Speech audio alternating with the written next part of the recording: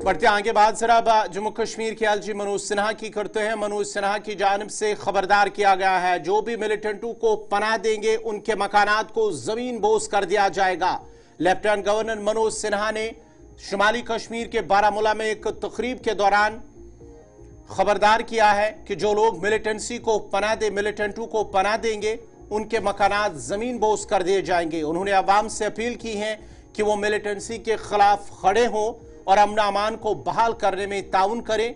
बारामूला में एक तकरीब से खिताब करते हुए लेफ्टिनेंट गवर्नर ने कहा कि फोर्सेस को हिदायत दी गई है कि बेगुनाहों को नुकसान न पहुंचे, लेकिन मुजरिमों को हरगिज नहीं बख्शा जाएगा।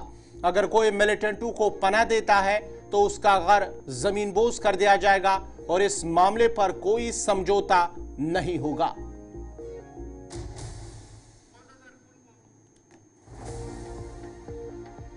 और मैं बार बार कहता हूं कि विकास के लिए शांति सबसे अनिवार्य है। शांति नहीं होगी तो यकीन मानिए विकास नहीं हो सकता है। कुछ लोग हैं जो हमारी शांति को अभी भी खलल डालने की कोशिश कर रहे हैं।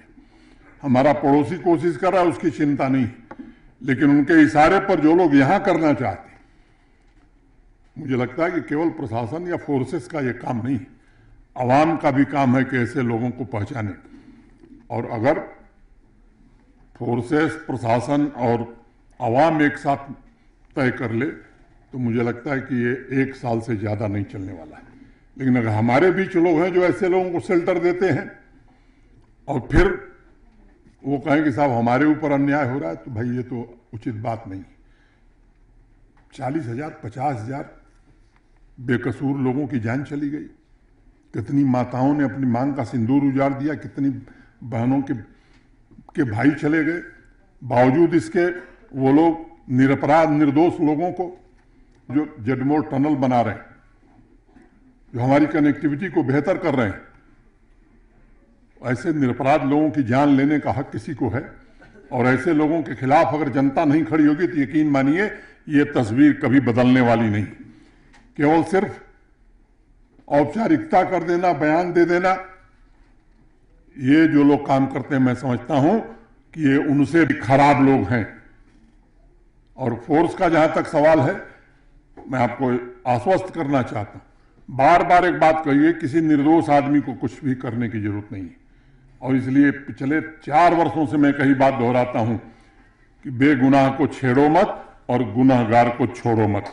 अगर कोई आतंकवादी को शेल्टर देगा तो उसका घर जमींदोज किया जाएगा, ये मैं खुल के कहना चाहता हूं। इसमें कोई समझौता नहीं हो सकता। जो लोग आम आदमी की जान ले लेते हैं, निरपराध आदमी की जान ले लेते हैं, उनके साथ कोई रियायत बरती जाए। और कुछ लोग बयान दे रहे हैं कि साहब बड़ा अत्याचार हो रहा है, ये अत्याचार नहीं है। मैं समझता हूं कि न्याय का यही सबसे बड़ा तकाजा है और ये न्याय हो रहा है और आगे भी ये न्याय होता रहेगा। स्टेट जम्मू कश्मीर को स्टेटहुड बहाल करने पर एलजी मनोज सिन्हा ने कहा है कि जम्मू कश्मीर की रियासत हैसियत की बहाली यकीनी है। उन्होंने ये भी वाज़ेह किया है कि इस वादे को पूरा करने के लिए किसी सियासी कोशिश या वादे की जरूरत नहीं है।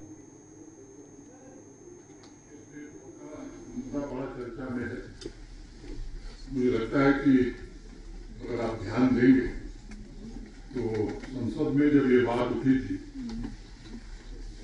तो देश के गृह मंत्री जी ने जो बात संसद में कही थी, 7 असेंबली की सीटें यहाँ बढ़ गई थी, 83 से 90 हो गई। 7 असेंबली सीट्स की बाउंड्री जम्मू कश्मीर प्रशासन नहीं तय कर सकता। भारत के संविधान में व्यवस्था है, इलेक्शन कमीशन ऑफ इंडिया जब डिलिमिटेशन कमीशन बनाएगा तभी उनकी बाउंड्री तय हो सकती। ये बात कही थी कि delimitation first, assembly election second and then statehood at appropriate time.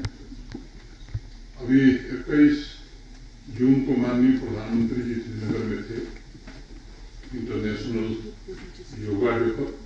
उस दिन भी उन्होंने SKICC के सभागार से जम्मू कश्मीर के लोगों को संबोधित किया और ये बात कही 21 जून को विधानसभा के चुनाव भी जल्द होंगे और जम्मू कश्मीर को राज्य का दर्जा भी जरूर दिया जाएगा, जल्द दिया जाएगा।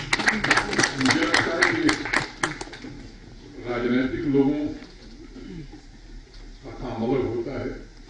जो बात संसद में कही जाती है वो एक तरह से बाइंडिंग है, उसे सरकार को मानना ही होता है।